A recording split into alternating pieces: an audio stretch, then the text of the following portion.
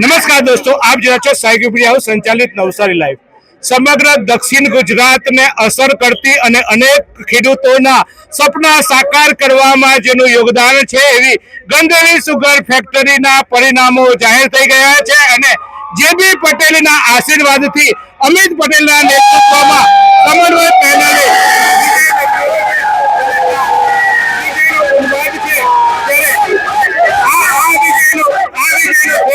જેના માટે જાય છે એ અમિતભાઈને ચોક્કસ આપણે પૂછવાની કોશિશ કરીશું। અમિતભાઈ, સ્પર્ધા હતી, લોકો જીત અને હાર પર હતા, આપને એક તરફી આમ કહેવાય કે એક તરફી વિજય કહેવાય અને સત્તા હવે તમારા સ્થાને તમને સોંપવામાં આવી છે। શું આ સત્તાનો શ્રેય કોને આપશો અને મતદારો માટે શું કહેશો? અમારા ગંધેવી સુગર ફેક્ટરીના તમામ સભાસદોનો આભાર માનું છું। જેમણે મને મત આપ્યો છે તેમનો પણ આભાર માનું છું અને જેમણે મને મત નથી આપ્યો તેમનો પણ હું આભાર માનું છું। અને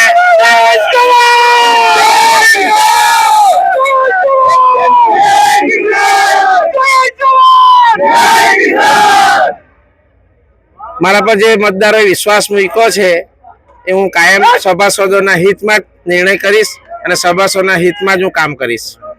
તો અમિતભાઈ, તમારા માટે પડકારો પણ બહુ છે, તમે બહુ સવાલો જે તે સમયે જે ગઈ વખત સંચાલકો છે એની સામે ઊભા કર્યા હતા, મતદારોએ સવાલના જવાબ આપી દીધા છે, મતદારોએ હવે તમને પસંદ કર્યા છે, તમારા પર ભરોસો મૂક્યો છે।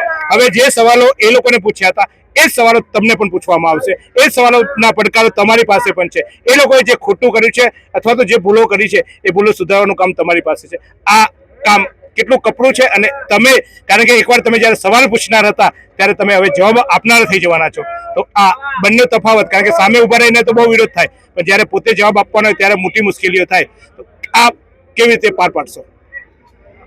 અનેક પડકારો આવવાના છે, અમને પણ ખબર છે, પણ આ પડકારોને ઝીલવાની મારામાં તાકાત છે અને હું ખેડૂતનો દીકરો છું।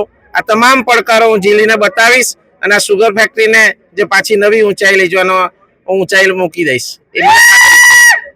અમિતભાઈ, બીજી એક વાત હોય છે, રાજકારણમાં જ્યારે કોંગ્રેસ હોય કે ભાજપ, બે નામ આપણે પક્ષ માટે લઈએ છીએ, પણ જે પક્ષ હોય વિપક્ષ હોય, જ્યારે વિપક્ષ હોય ત્યારે બધા બહુ પડકારો હોય, જ્યારે સામે પછી તમે એવું કહેશો કે તો પેલા લોકો બગાડી ગયા, અમે શું કરીએ, એટલે જવાબદારી એ લોકોના માથે ને જસ તમે લેશો તો આ તમારા માટે, કારણ કે મતદારોએ છે ને તમને સામે પડકારે મત આપ્યા છે, જ્યારે અનેક સત્તા હતી તમને હરાવવા માટે શાસકો પણ અને સત્તા પક્ષ પર મેદાને પડ્યું હતું, અનેક લોકોએ તમને અને મતદારોને ધમકાવવા, ડરાવવા, લાલચ આપી હતી, તેમ છતાં મતદારોએ તમારી પેનલને મત આપ્યા છે, એટલે કે તમને મત આપ્યા છે। ત્યારે હવે આ મતદારોની અપેક્ષા તમારી પાસે બહુ છે, કેવી રીતે સંતોષ કરશો?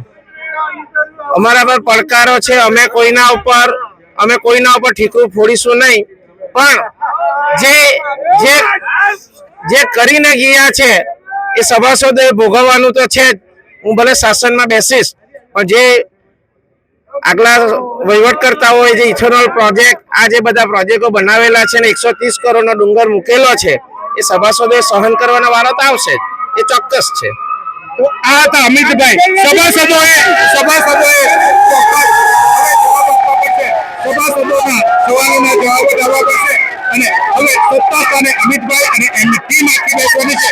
ત્યારે આશા રાખીએ ગંધેવી સુગર ફેક્ટરીમાં આ તમામ લોકો જે વિજેતા થયા છે એમને જવાબ આપવા પડશે, એમને એક આશાનું કિરણ બાંધ્યું છે, એ આશાને અમર કરવી પડશે। તો ગંધેવી સુગર ફેક્ટરીમાં કોણ વિજેતા બન્યા છે એના ફરી એકવાર તમને નામ આપી દઈએ તો ગંધેવી સુગર ફેક્ટરીની જે વિભાગ 1 ની બેઠક હતી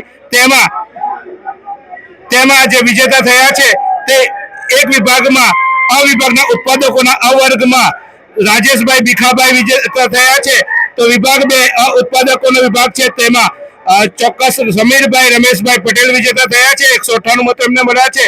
તો વિભાગ જે 4 છે, 4 વિભાગ ઉત્પાદક સભાસદોનો અવર્ગનો છે તેમાં ચેતનભાઈ પટેલ વિજય થયા છે। તો જે વિભાગ 5 છે એમાં અરુણભાઈ ગોવિંદભાઈ પટેલ વિજય થયા છે। તો વિભાગ 6 માં અમિતભાઈ ઠાકોરભાઈ પટેલ વિજય થયા છે। તો વોર્ડ નંબર જે 7 વિભાગ છે એ 7 વિભાગમાં કલ્પેશભાઈ વિજય થયા છે। વિભાગ 8 માં મેહુલભાઈ, માફ કરજો, હિતેશભાઈ કલ્યાણજીભાઈ પટેલ કે જેઓ અપક્ષ ઉમેદવાર હતા તે વિજય થયા છે। વિભાગ 9 માં નટુભાઈ ધીરુભાઈ પટેલ વિજય થયા છે। તો જે વિભાગ 10 માં જે છે તેમાં કમલભાઈ પટેલ વિજય થયા છે અને વિભાગ 11માં અલ્પેશભાઈ ચંદુભાઈ દેસાઈ વિજય થયા છે, જ્યારે વિભાગ 12માં રાજેન્દ્રસિંહ પરમાર વિજય થયા છે. રાજેન્દ્રસિંહ પરમારે ગણપતભાઈ કે જેઓ 27 વર્ષથી એ બિનહરીફ અત્યારે 27 વર્ષથી એક હતું શાસન કરતા હતા, એ ગણપતભાઈનો ગઢ તોડ્યો છે અને ગણપતભાઈના ગઢમાં રાજેન્દ્રભાઈ એપ્ટી આપી છે. તો મહિલા વિભાગો છે, મહિલા વિભાગમાં પણ મિનિષાબેન મનોજભાઈ પટેલ અને દીપિકાબેન જીતેન્દ્રભાઈ પટેલ જે બંને સમન્વય પેનલના છે તેઓ વિજય થયા છે. તો સાથે સાથે અનુસૂચિત જાતિનો જે વિભાગ છે તેમાં વિરેન્દ્રભાઈ રમણભાઈ પટેલ વિજય થયા છે અને વિભાગ 15 કે જેમાં બિન ઉત્પાદક સભાસદોમાં ગોપાલભાઈ ગોહિલ વિજય થયા છે. તો આ હતા પરિણામો. તો ગંધર્વી સુગર ફેક્ટરીના પરિણામો હવે જાહેર થઈ ગયા છે સમન્વય પેનલની અહીંયા, એટલે કે જેબી પટેલના નેતૃત્વ હેઠળ અમિતભાઈ પટેલ હવે આ ગંધર્વી સુગરમાં રાજ કરશે અને સહકારી પેનલે માત્ર 4 બેઠકોથી સંતોષ માનવો પડ્યો. 4 બેઠકો આવી છે, જ્યારે એક અપક્ષ ઉમેદવાર વિજેતા થયા છે. ત્યારે હવે આ જે પડકારો અમિતભાઈએ એમની સામે શાસકોની 3 વર્ષના શાસકો એવા રણજીતભાઈ સામે પૂછ્યા હતા, એના જવાબ હવે અમિતભાઈ આપવા પડશે. એમને જે બગાડ્યું છે એ બગાડેલું કામ અથવા તો એમના જે આક્ષેપો છે એ આક્ષેપોના જવાબો હવે અમિતભાઈએ અને એમની ટીમે આપવા પડશે. ત્યારે પડકારો ખૂબ છે. સભાસદોએ વિશ્વાસ મૂક્યો છે, સભાસદોને જે લોભ અથવા સભાસદોને જે આશા બંધાઈ છે એ આશા અમિતભાઈએ બંધાવી છે, એમની ટીમે બંધાવી છે.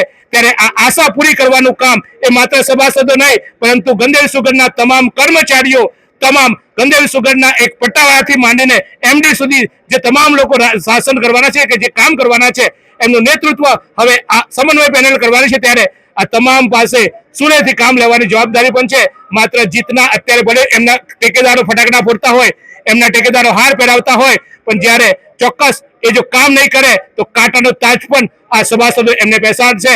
ત્યારે અમિતભાઈ માટે હવે માત્ર જીતના ઉન્માદ 2 દિવસ 4 દિવસ રહેશે, પછી જવાબદારીનું ભાથું એમના માટે બંધાવવાનું છે.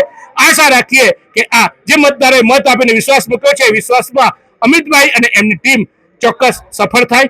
અને જો એ ભૂલ કરશે તો અમે તો બેઠા જ છીએ, જમવાને દઈશું, ઊંઘવાને દઈશું. અને ખેડૂતોના નામે જ્યારે મત માંગ્યા છે અને ખેડૂતોનું અહિત કરશે તો આ ખેડૂતનો દીકરો એમને જઈને જગાડશે, એમને સવાલ પૂછશે કે અમિતભાઈ તમે તો આ વચનો આપ્યા હતા, હવે ક્યાં ગયા? અને એ અમિતભાઈ અને તમામ સભાસદો જે ચૂંટાઈને આવ્યા છે એમને સવાલો પૂછીશું, આપણે આપણા હક માંગીશું અને ચોક્કસ આશા રાખીએ આપણે આવું ના કરવું પડે. તો જોતા રહો આ જ રીતે નવસારી લાઈવ.